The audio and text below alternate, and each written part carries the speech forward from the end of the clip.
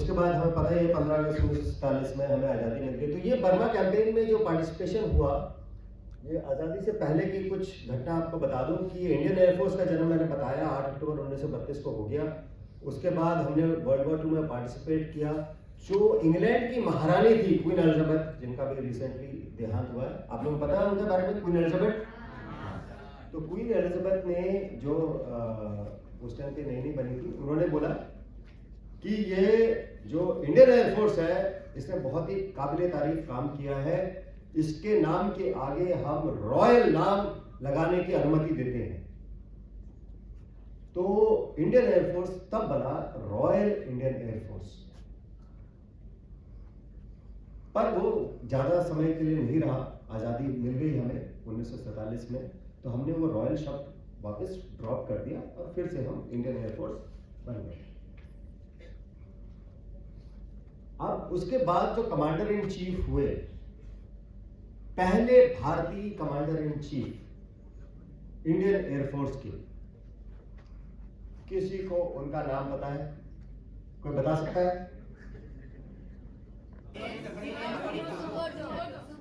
Subroto, very good. ये चारों बच्चे बोल रहे हैं, वेरी गुड। દીવમાં ઇન્ડિયન એરફોર્સ દ્વારા વિદ્યાર્થી ભાઈ બહેનો માટે અવેરનેસ કાર્યક્રમ યોજાયો।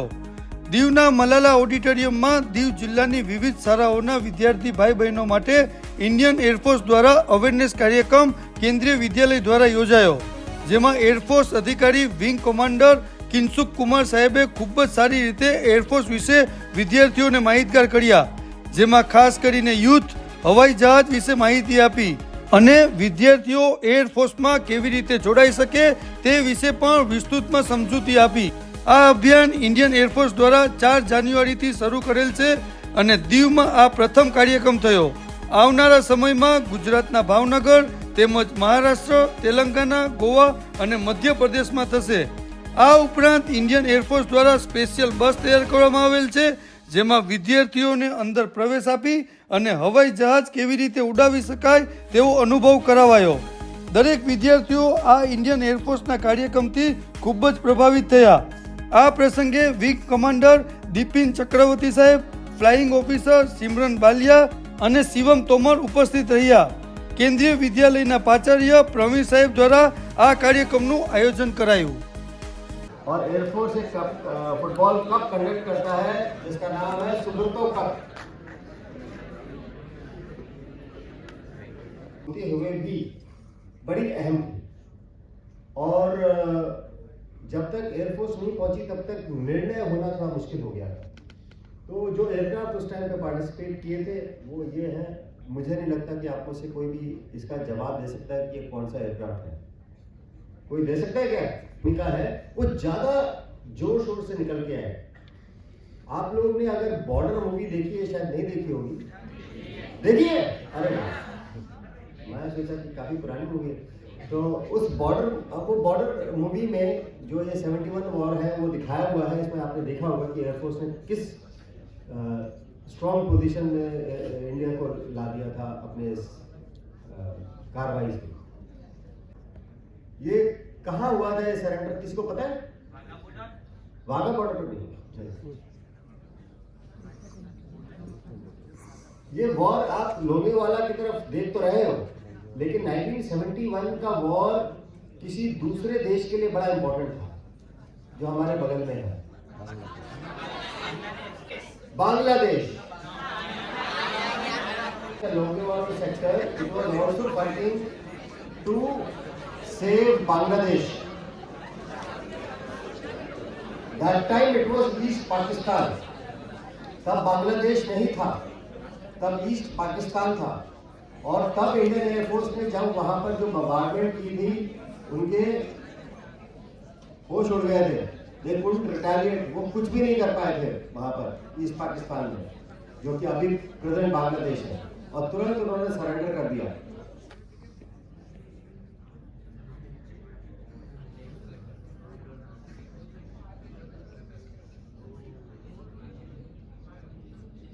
वीर चक्र होता है, परमवीर चक्र के बाद आता है महावीर चक्र और फिर वीर चक्र। ये 3 जो अवार्ड्स हैं ये युद्ध के दौरान दिए जाते हैं।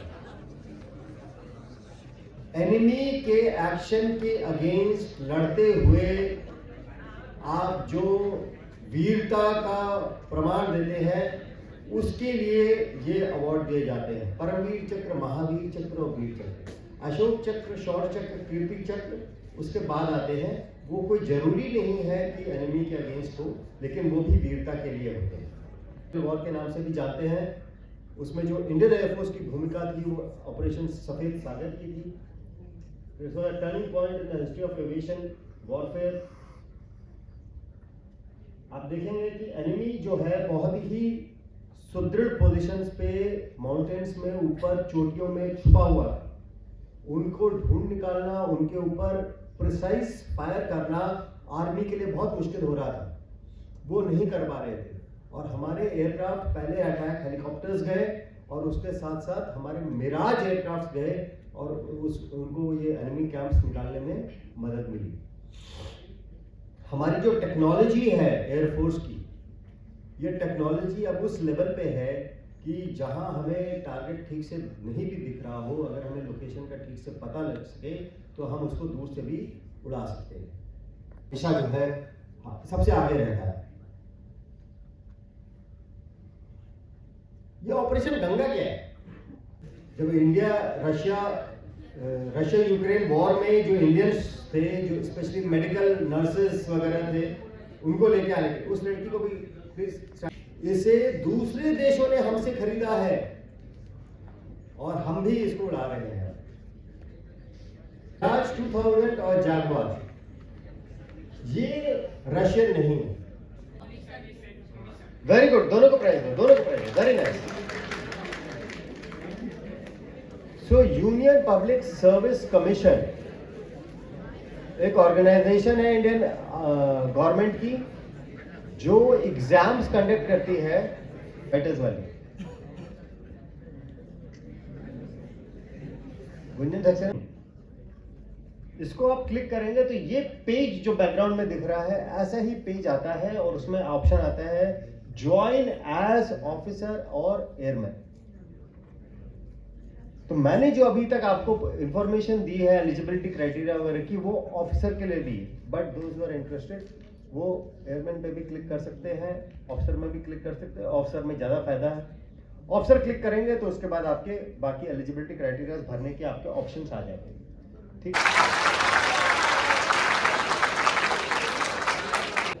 विंग कमांडर किंशुक कुमार, भारतीय वायुसेना के गांधीनगर एयरफोर्स स्टेशन से आया हुआ हूँ और हम लोग एयरफोर्स की तरफ से एक पब्लिसिटी ड्राइव कंडक्ट कर रहे हैं जो एयर हेडक्वार्टर में दिशा पब्लिसिटी सेल है एयरफोर्स का, उसके थ्रू कंडक्ट किया जा रहा है और हम 5 स्टेट्स को कवर कर रहे हैं भारत के। इस समय 4 जनवरी से हमारी ये ड्राइव शुरू हुई है। एयर हेडक्वार्टर से दिल्ली से हमारी ये टीम निकली हुई है और हम लोग अभी सबसे पहली जगह पहुँचे हैं दीव और यहाँ पर हमने सबसे पहले कवर किया है। यहाँ पर खुशी हुई है, दीव में एक अच्छा रिस्पांस मिला है, जिसके बाद हम गुजरात में भावनगर में जाएंगे जहाँ पर 3 दिन रुकेंगे और भी कॉलेजेस को कवर करेंगे।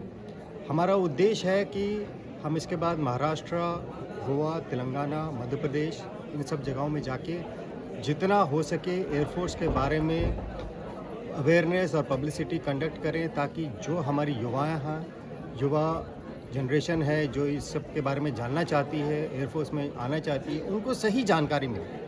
हमारा एयरफोर्स में बहुत सारे कैरियर अपॉर्चुनिटीज़ हैं और जैसे सबको पता है एयरफोर्स इस देश की सबसे अच्छी ऑर्गेनाइजेशन है जो देश के साथ देश को आगे ले जाने का काम कर रही है। तो हम चाहेंगे कि हमारे युवा जिनको इसके बारे में पूरी जानकारी नहीं है अच्छे से जानकारी मिल सके। उसके लिए हमने एक स्पेशल बस तैयार की है जिसको हमने वोल्वो को मॉडिफाई करके एक इंडक्शन पब्लिसिटी एग्जीबिशन व्हीकल बनाई है, जिसके अंदर हमने एक सिमुलेटर भी लगाया है जिसमें कि बच्चे जो है जाके फील कर सके कि हवाई जहाज़ को उड़ाने का किस तरह का एक अनुभव मिलता है और हमने पूरे एयरफोर्स की जानकारी उसमें दिखाई है। तो इससे हमें लगता है कि हमारे देश के युवाओं को बहुत फ़ायदा मिलेगा और एयरफोर्स को बहुत फ़ायदा मिलेगा। धन्यवाद। लाइन लगवा दीजिए मैं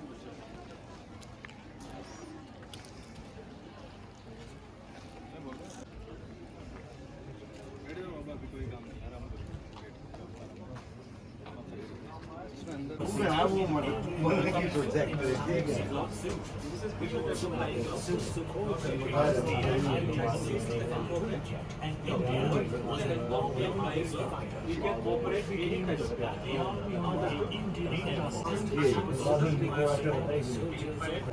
डिस्प्ले है, ये फोटोग्राफ के हिसाब से इसमें आप मतलब कि ये डिस्प्ले है, इसमें आप कोई भी इंफॉर्मेशन ले सकते हो। तो ये लेटेस्ट जितने भी एयरक्राफ्ट है ना उनके मॉडल्स हैं, इनमें ये VR सेट है। इसमें क्या